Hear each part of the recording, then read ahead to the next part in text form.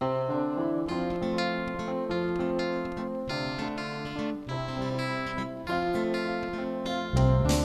lâm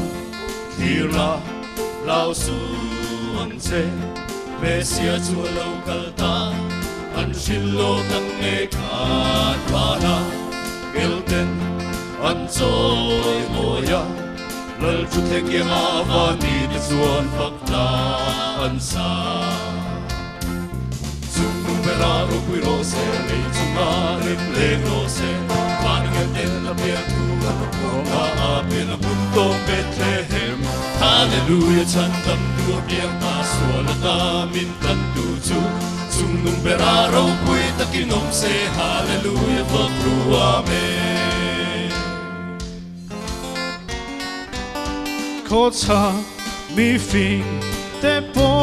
chuani si bayan buka đâu sen chiang thi ngay su an thi lung su lo mi na kha su thu ro pui su ka tan hian mi moi ve ani Trung nung vera ro pui ro se nei chunga rem le ro se vanang el ten na piang tu ro puang na apel punto Bethlehem Hallelujah chan tam tu piang ta suala ta min tan tu chu Trung nung vera ro pui ta kinom se Hallelujah fakru amen Trung vera ro se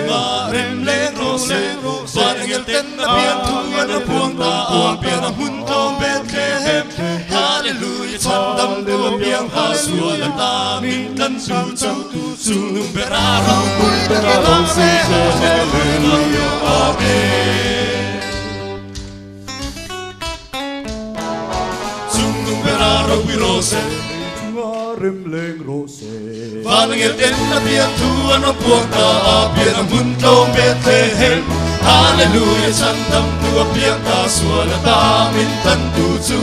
Trung nung vera ro pui ta kinom se Hallelujah fakru amen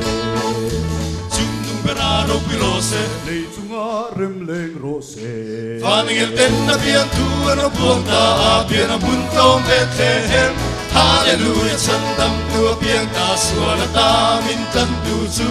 Trung nung vera ro pui ta kinom se Hallelujah fakru amen Hallelujah chan tam tu piang ta suala ta min tan tu chu Trung nung vera ro pui ta kinom se Trung nung vera ro pui ta kinom se Hallelujah fakru amen amen amen amen